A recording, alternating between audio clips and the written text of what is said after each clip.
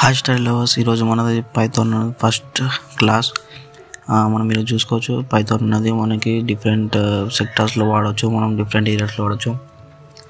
Data అనలిస్ట్లో, data విజువలైజేషన్లో, artificial ఇంటెలిజెన్స్లో, మషిన్ లెర్నింగ్లో, వెబ్ డెవలప్మెంట్లో పైథాన్ అనేది చాలా యూజ్ అవుతుంది.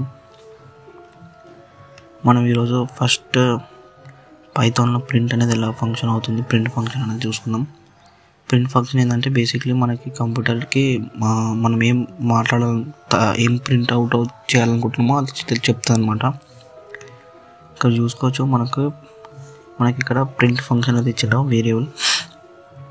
ప్రింట్ ఫంక్షన్లో మనం ఏదైతే సింగిల్ కోట్లో కానీ డబుల్ కోట్లో కానీ మనం టైప్ చేస్తామో అదే ప్రింట్ అవుతుంది అనమాట. అంటే మనం ఒక ప్రకారంగా ఇన్పుట్ ఇస్తున్నాం కంప్యూటర్కి, మనకు అవుట్పుట్ ఏం కావాలో అని.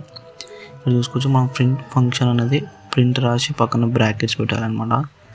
ఇది ప్రింట్ ఫంక్షన్. నెక్స్ట్ వచ్చేసి మనకి పైథాన్లో సింగిల్ కోట్స్ కానీ డబుల్ కోట్స్ కానీ ప్రింట్ అవుట్పుట్లో ఇవ్వాలి.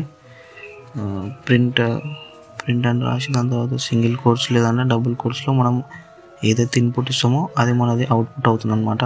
ఇక్కడ చూసుకోవచ్చు, మనకు ప్రింట్ అని బ్రాకెట్ ఉంది, బ్రాకెట్ లోపల మనం సింగిల్ కోట్ టైప్ చేసినాం, దాని తర్వాత హలో వర్డ్ అని ఇచ్చేసినాం. మనకు అవుట్పుట్లో మనకి హలో వర్డ్ అనేది అవుట్పుట్ వస్తుంది అనమాట. ఇది మనకి ప్రింట్ ఫంక్షన్ ఎలా వర్క్ అవుతుందో ఈరోజు తెలుసుకుందాం. Thank you guys. మనం నెక్స్ట్ క్లాస్లో ఇంకా వేరే టాపిక్ గురించి తెలుసుకుందాం.